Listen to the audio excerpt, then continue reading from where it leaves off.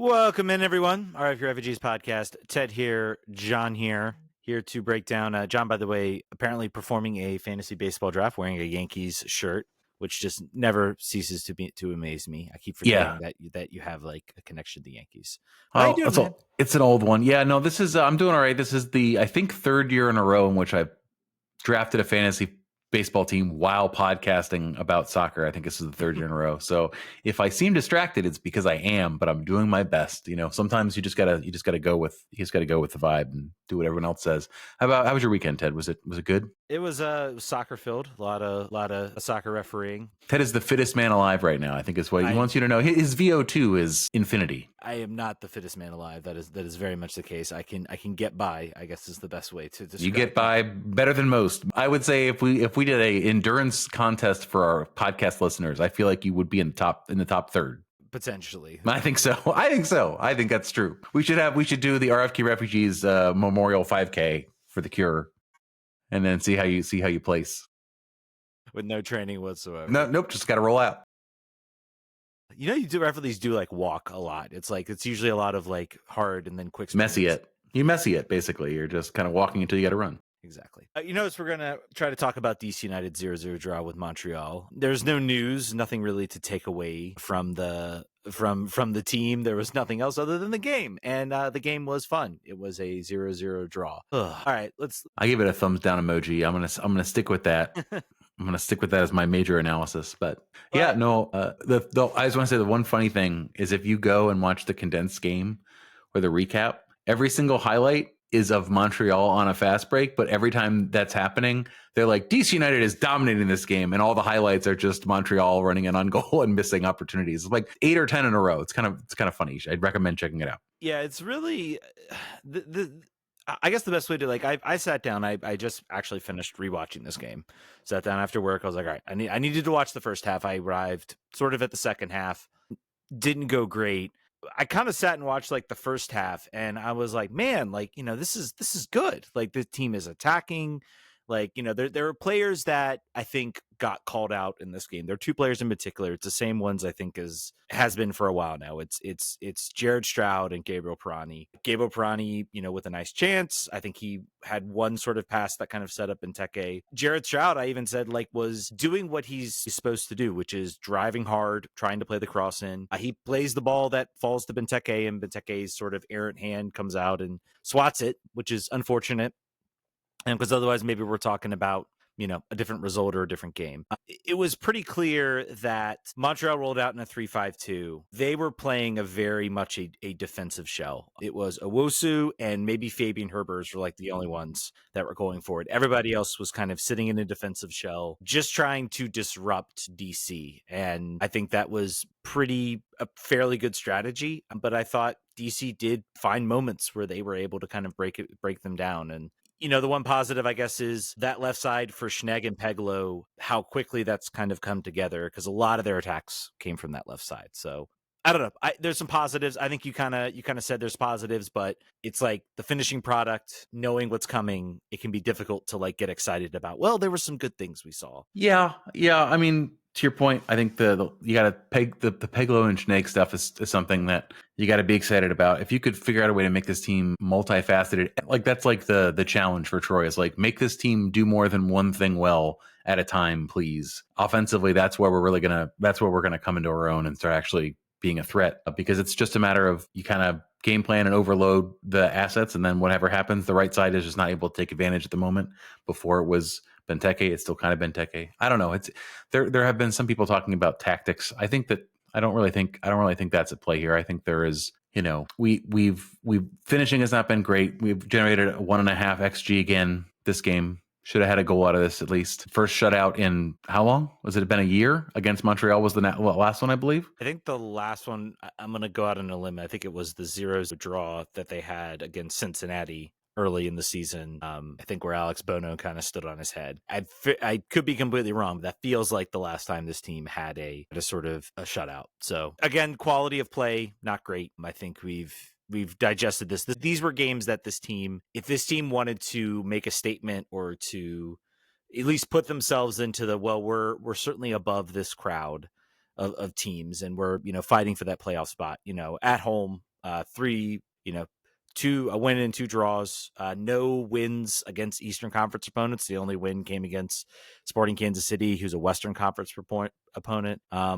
Results wise, it's not there. It's not there. It's the most unsatisfying undefeated start you can have, I think. Yeah. Well, I guess we could have drawn all the games, but you know what I'm saying. Yeah, I do want to say, seeing kind of the full fledged of like people talking about tactics and does Troy know what he's doing? I think he does. I think the fact this team is still, they've almost completely overhauled how they played, and they're still sitting like, I think, top 4. They're like 4th in like expected goals against in the whole league, expected goals for in the whole league. That to me shows a strategy that is working. If you're able to generate those types of chances, that shows me that they've been able to sort of change up how they play. They've suffered maybe a little bit, at this time last year, they were the top team in expected goals. And the fact that they've been able to do that does tell me that there is a coherent plan in place for what they're trying to do. I think it has worked. They found ways to get themselves into good positions. And I sort of see, I see the strategy behind it. I know a lot of people are already ready to toss Stroud aside. After kind of this rewatch, I'm not ready to do that just yet. I thought he was a little bit better. And for whom? Who do they want? Jacob? Do you want Jacob Merrill just to start every? Yeah. DC United has a brain disease. Our fans, that it is so predictable. It is so predictable.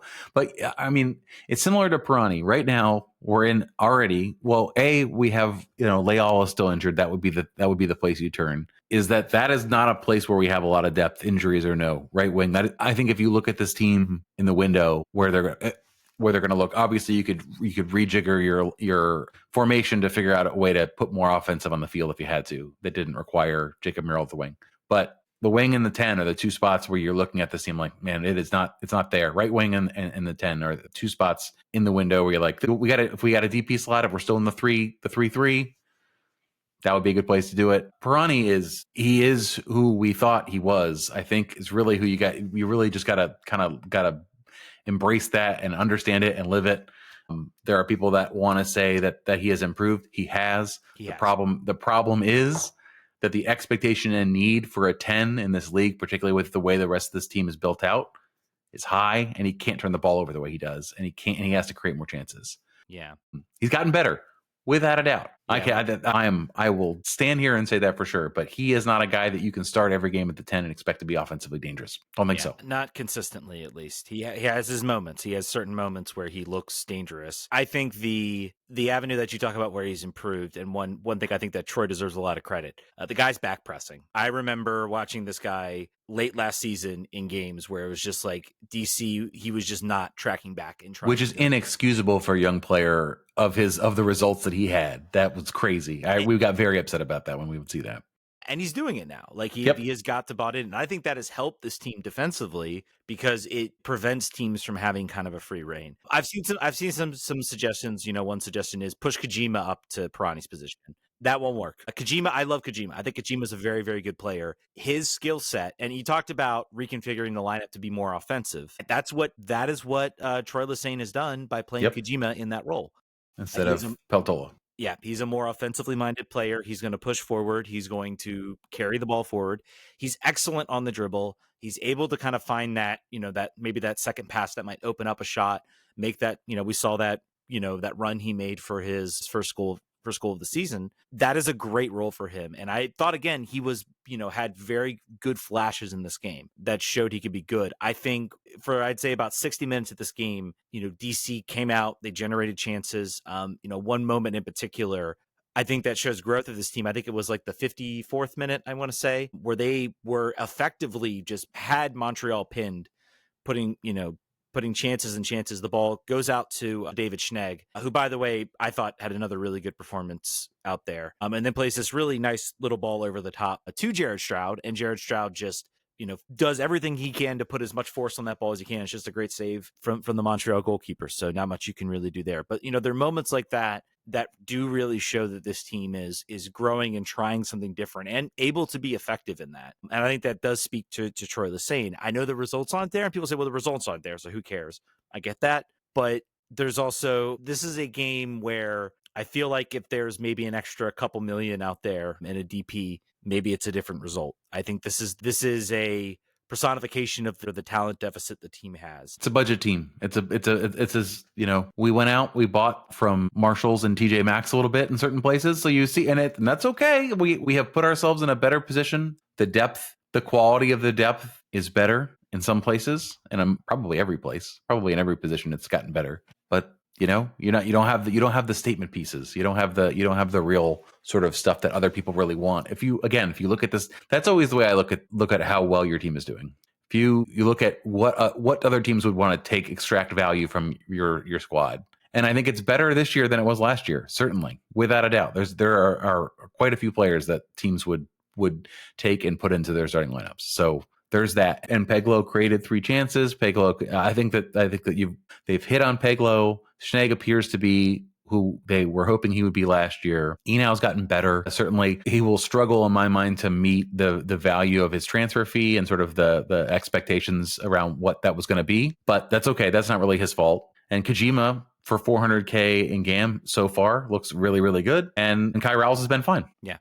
Kai Rouse, I think there were some concerns about him and speed. I think he's adjusted a little bit. We'll see. I think the big test for this team defensively is going to be they've looked improved every single game from defensively. Now we're going to get into, the meat grinder. I don't think Orlando's necessarily that meat grinder. They've got one more game of no meat grinding. Then, although they just played Red Bulls and tied them 2-2.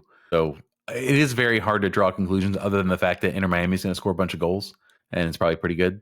That's the one thing you could probably draw. But other than that, the results are kind of weird. Show has the number 2 leading goal scorer, and they're winning on the road and they're winning at home. I mean, they honestly makes the 2-2 draw look a little bit better. It does. That's the weird part. Kansas City scores 3 goals after scoring their first goal of the season against us in a draw. Weird stuff.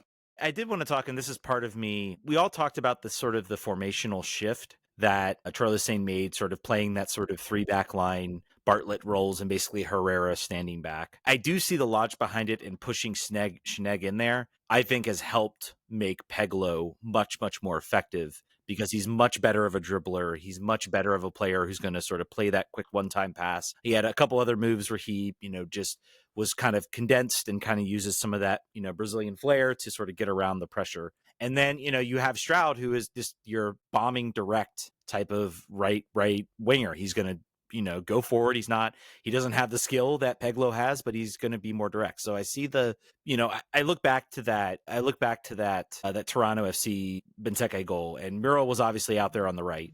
I wonder if Stroud's out there, maybe we get sort of a similar result, and that kind of direct, being able to sort of play that direct way, while then also kind of using the left side to kind of interchange a little bit, create something different, does give you more options and give you a different look. So, again, I think they're developing that. I'm willing to give Stroud a little bit more time. I thought he was improved in this game.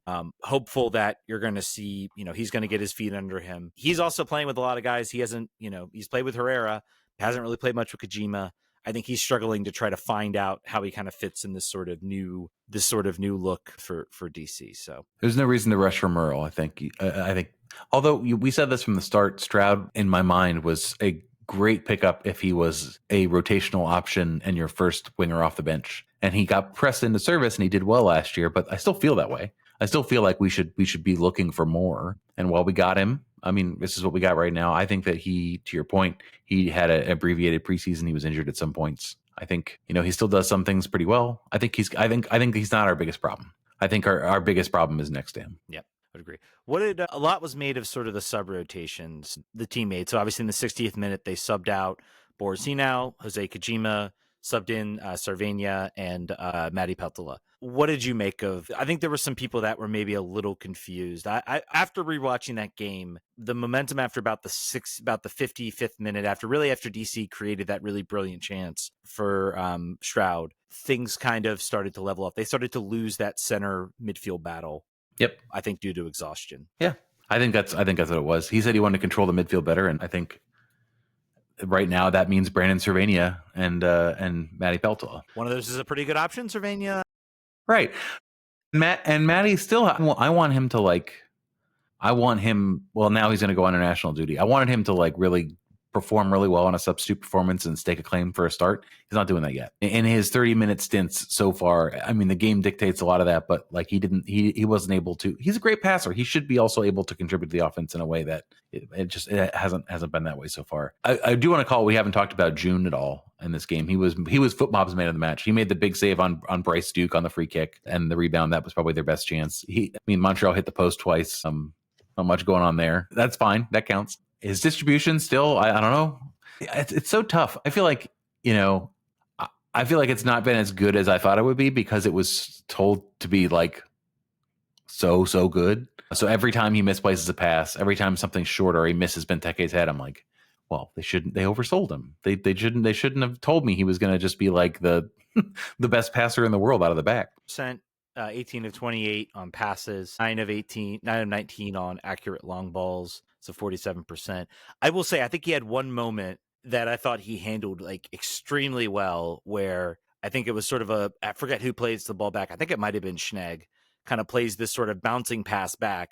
And I was kind of like, and you could see Montreal like trying to go after it. And he did this really nice little delicate sort of like half field touch right back to Schnegg. DC went back on an attacks.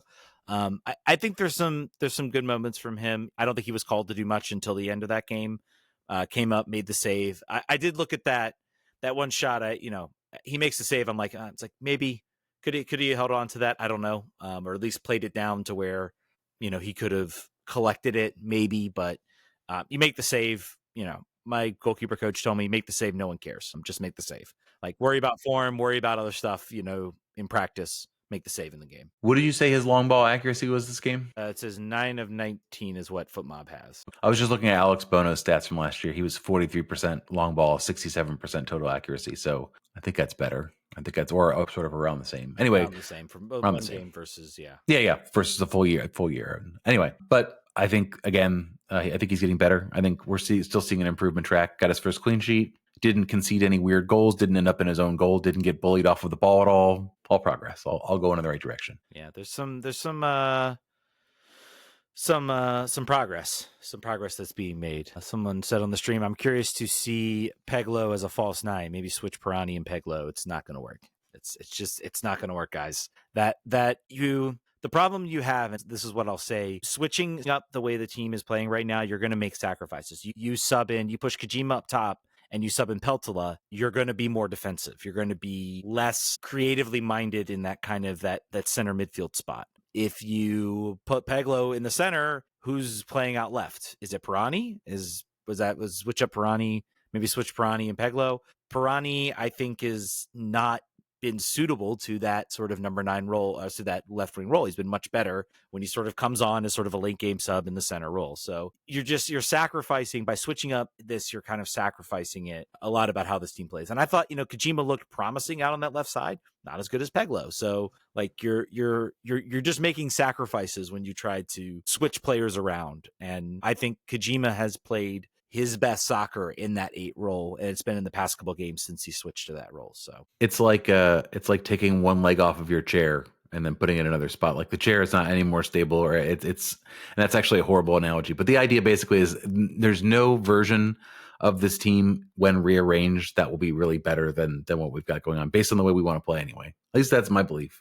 There's no ace in the hole. It's not like Troy is missing the really big obvious thing. Yeah. And I guess we maybe have some other things of note. Late in the game, I felt it was still, this felt similar to last year in the team just kind of running out of steam. Like they threw, it was sort of kitchen sink, 83rd minute. You're throwing out Rita Zohir, Fidel Barajas, like your 2 sort of last remaining attackers that are on the bench to try to. Congrats to number 99 for making his debut, by the way. Yes. What did you make of him? A couple nice moments. I think he looks interesting.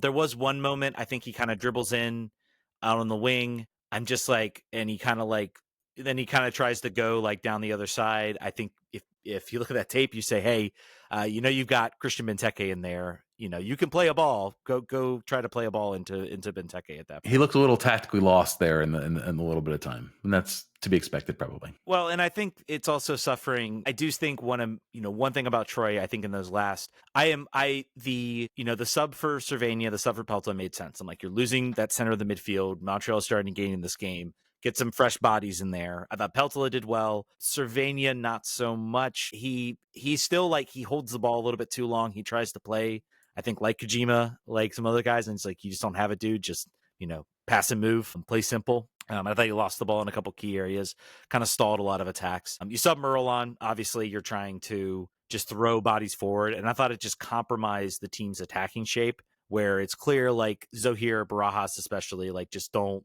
quite know what to do, and it felt very much kitchen sink from Troy Lesesne, and they just weren't able to be, they weren't able to be sort of cohesive and sort of develop, a cohesive attack like they did in that first like 60 minutes or so. So that's just a statement. I think it's, I don't know the solution to it. You've got a lot of players in there, and you got to kind of figure out how to fit it together. I would maybe like to see, I don't think Murrell had a good showing. Maybe I'd like to see Barajas first off the bench in a game and see how that plays out.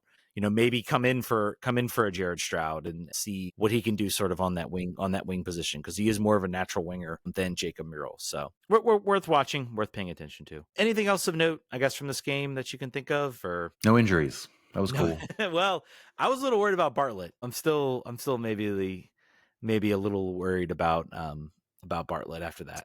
Somebody Angus pointed out that Pirani was mad after he got subbed off and kicked the chair when he got subbed off. And my response to that is good. I'm glad. That's good. Passion's great. I still think I think he lacks conviction and confidence right now at the moment, and he will until he starts to score goals. And then just like every player in the entire universe, it's just a matter of doing that and getting started, because he had a run last year, obviously, that everyone has taken as proof positive that he's the answer. But once he hits that, I mean, I'm sure he'll stack it up. It's just a matter of getting that first. And he had a really great opportunity this game. It's like a 0.3 xG chance. Mm-hmm. Certainly could have been there. It was close. Great setup. Yeah, and maybe we see that goal, and maybe we see things start to flip for him. All right, let's get to some. I think we got all we got out of this game. They've got Orlando next. Orlando are a team that I think are kind of on the struggle. I think they're trying to kind of rebuild. They put themselves up and they sold some players. They are now not in good straits right now. They have only won one of their last 4 games. Of course, they beat Toronto, which should beat Toronto, but they've lost to 10-man New York City FC, tied to the Red Bulls, and then they got drubbed by Philadelphia. So a team that is that's leaking goals, I would say, is the phrase. You even give up 2 goals, particularly at the end, to Toronto. So maybe this is an opportunity for a team like DC to kind of take advantage of. And for all, there's one place, regardless bad or good, that DC seems to do really well in. It's in Orlando. Go figure. They've lost like once there that I can remember, and I was at that game. So they seem to do really, really well. Really, really well against Orlando. So yeah, and also international break. I think right now we just have it's just going to be Peltola is going to be gone. I think Kai Rawls he got called up. I'm fairly certain. And then if there's one more, Herrera is the other one called up. I think they were saying there might be 4 more. Borisy now would be the possible like other player, I think, who's kind of on the fringes of being on the national team. I don't think Schnegg's kind of close at all to Austria, but I haven't seen if Borisy now has been called up yet. But I don't believe so. Yeah, so I believe no news is good news for DC, at least. I'm sure he would love to rejoin the team, but considering how thin we are at center midfield, that would be like Kojima and Cervania out there. Kind of glad that maybe he'll be sticking around. So something to be out for. I don't know. I do not know Orlando's situation as far as international absences. So all right, let's get to some questions. Brendan Cartwright says, how's the pregame hype thing playing? Carrying the banner, I think. It seems Forest possibly league mandated, but it's going over. How's it going over in the stadium? I think is his question. What are your? I didn't pay attention when that happened. Yeah, and I don't know. Game, so yeah, I don't know. I'm sorry. I lost that one. I don't know. People have feelings about it. I know that. That's what I've heard. I am for. We talk about this team, being extremely, this team rooted in history, tradition, but it's all been kind of lost. And so I'm for, you can do things that are, I think, valuable and can, help properly hype the team. I think like Atlanta leans like very heavily into sort of the train stuff, but I'm like, you need to go all one way. Like, here's the example. And the example I use, we went to when you and I went to the Atlanta game, like that whole vibe is just, they choreograph that so beautifully to like, it gets you. Like, if I was like an Atlanta fan, I'd be hyped. I would be absolutely hyped for every single game, the way they do that. The Golden Stake, everything around that is just so well thought out and so well executed. Then I went to Charlotte, and Charlotte is just like all over the place. They've got the like medieval type thing, and then they like also then have some sort of like rock type thing going on. Like they're trying to be Nashville. They're just trying to borrow a bunch of things, do something, stay consistent with it, and be good. I'll get to a game, I'm sure, this year, and I'll have maybe more comments about what I think about it. And I think it's they're leaning into their history. They're bringing out old players. They're bringing out different ones. I think that can be a good thing to do. The question always is what happens if you run out of players to do it with, or players who want to do it. But I still think it's a good idea, and I think you could bring in the community into it. I think that's always a good thing. Mark Rickling says, why does DCU commit so many fouls? Third worst in 2024. Worst this season is because we're bad at soccer. Undisciplined, combination of both. Something else. Extra points for heaping condescension for those who firmly believe the refs are out to get us. That's a you question. That's a me question. DC's playing a pressing style. They are trying to disrupt, play physical. You're going to commit more fouls. That's what I got for you.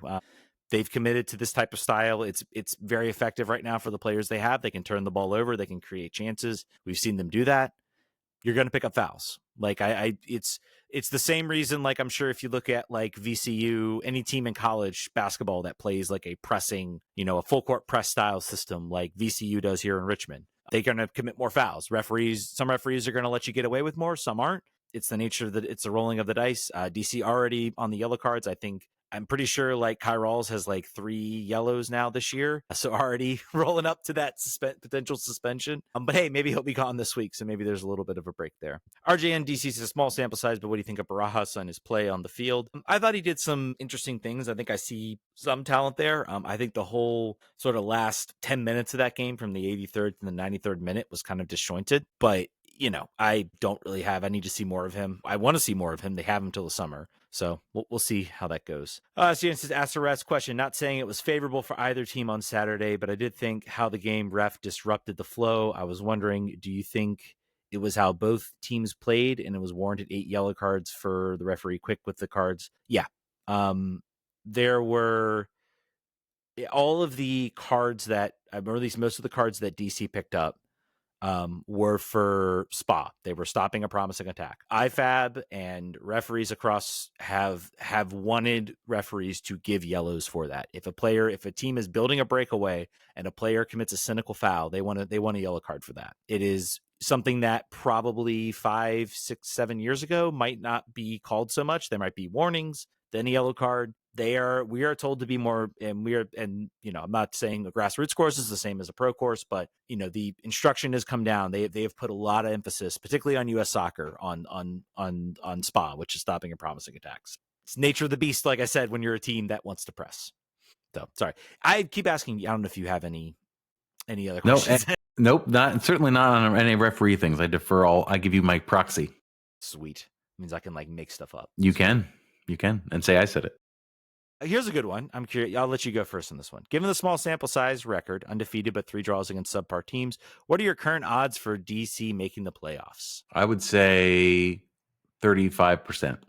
It's not 50-50. I think that a team that was going to overperform its roster would have gotten more wins out of this weaker part of the schedule. So I say 35% to make it. I say I'm 50-50. Okay. I'm absolutely 50-50. Totally fair. I think any team right now, unless you're down and you haven't won a game and you haven't shown any promise, you still feel like there's a coin flip that this team can make the playoffs.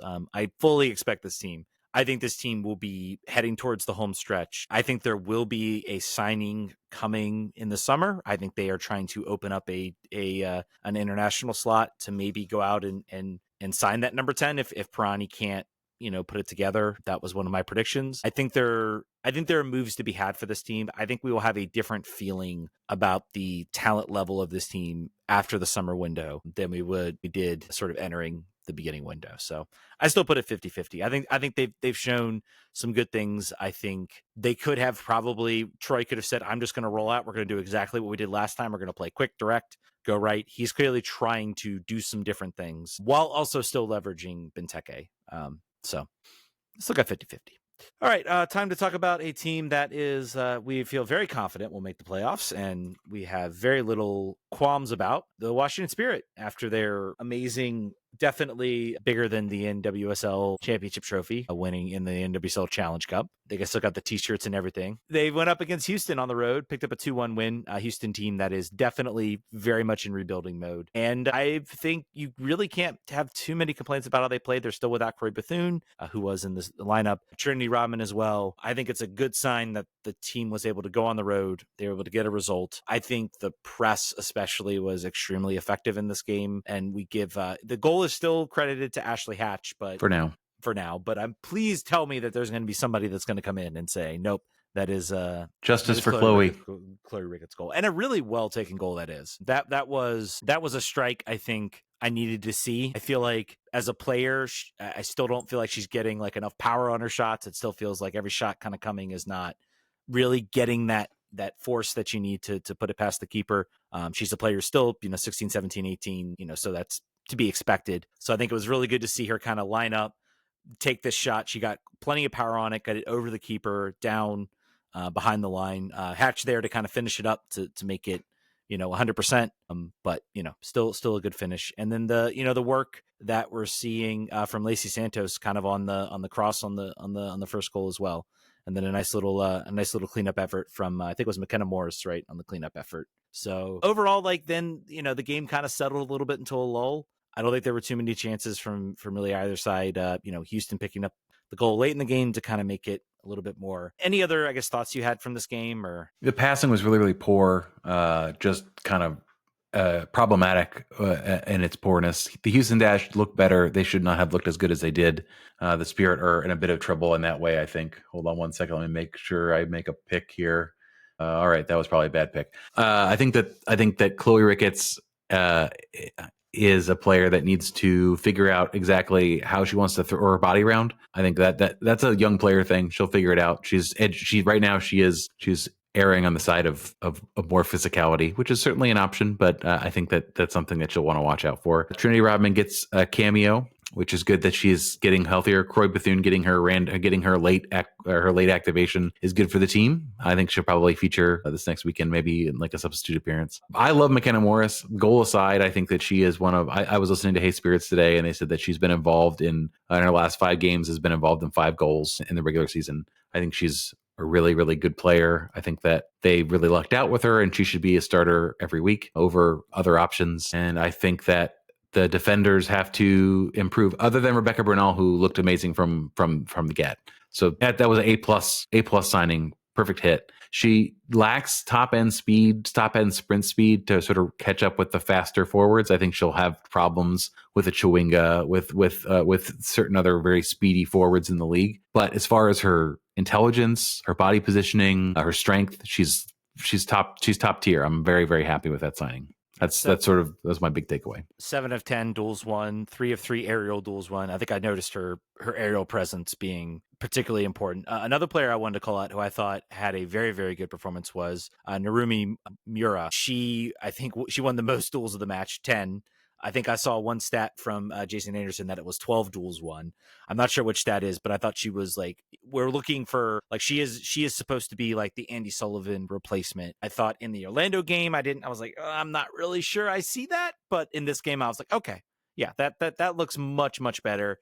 That's what we need from her to kind of, be that destroyer, that player that's going to bounce around sort of that middle of the field, interrupting plays, winning the ball, transferring the possession. What have you, I feel like, we all talked about how great, how Hirschfeld has looked. I don't think her performances have really it's been a little bit less so to kind of start the year. Again, it's one game, and then, you have the Challenge Cup when you're really kind of it's really a preseason game. Everybody's just kind of trying not to get hurt. But I thought it was maybe not a great performance from her. I think she'll bounce back, but, just something to watch. She had the opening pass on one of the goals. It's early, to your point. It's early still. I was most disappointed with the passing out of Mickey Owen. I thought she was really, really inaccurate with the ball out of her passing, which is one of her strengths.